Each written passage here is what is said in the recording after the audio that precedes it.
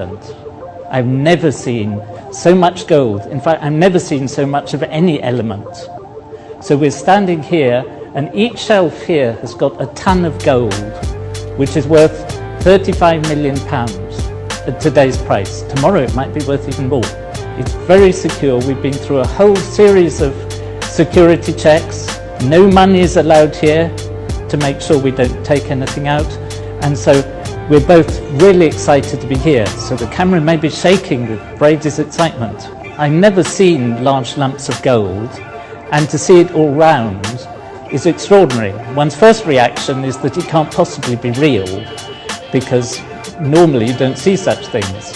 It looks like chocolates in the duty-free at the airport or something like that.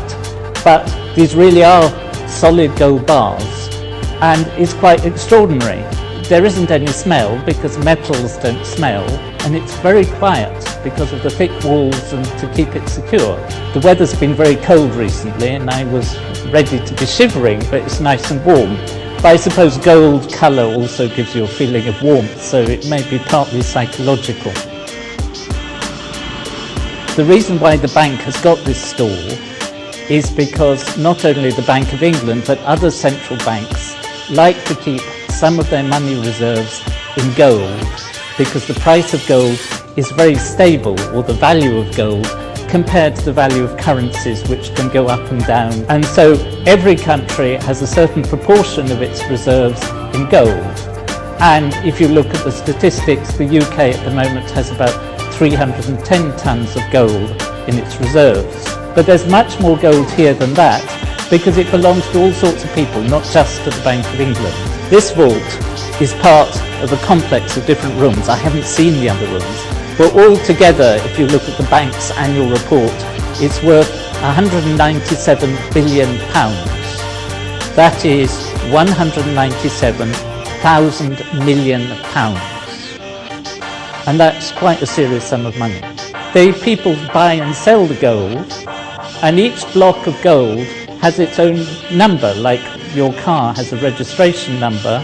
And when people buy and trade the gold, they don't actually take the bar home, but just that number is transferred from the seller's account to the buyer's account. And the gold just sits here quietly. Apparently the oldest bar of gold here has been here since 1916. That's the First World War, nearly 100 years ago. But the beauty of gold as a chemical element is that it's very unreactive. So it looks just the same now as it did in 1916. It hasn't tarnished, it hasn't got oxide layers on the surface, it hasn't started creeping, changing its shape and so on. So come over here, because they've given me two bars that we can look at. So we've got two different bars of gold, which are both the so-called London Good Delivery bars, which means that their weight is in a certain limit range. And in fact, each of them has its precise weight put on them in a rather strange unit called a troy ounce. So this one is 399.100. This one was made in Australia, and this one apparently came from Switzerland and is slightly heavier, 400.075. I must say this one looks much nicer, it's polished more, and this one looks a bit like a loaf of bread, but it's rather a miserable loaf of bread, but a pretty fantastic lump of gold. Now, one of the things you know about gold is that it's really heavy, so I'm going to see whether I can actually lift this with one hand. And I can sort of lift it, but not easily.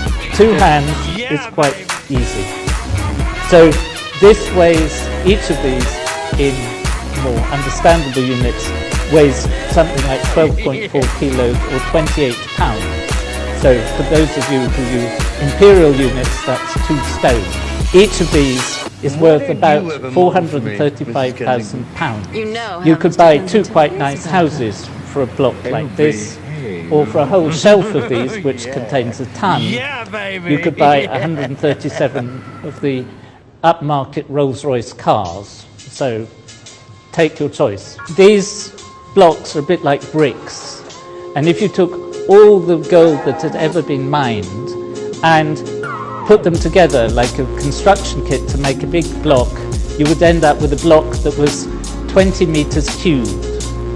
That's 60 feet on each side, which would easily fit, for example, under the legs of the Eiffel Tower. It wouldn't look all that big just as a building on a street. And that's all the gold there ever has been.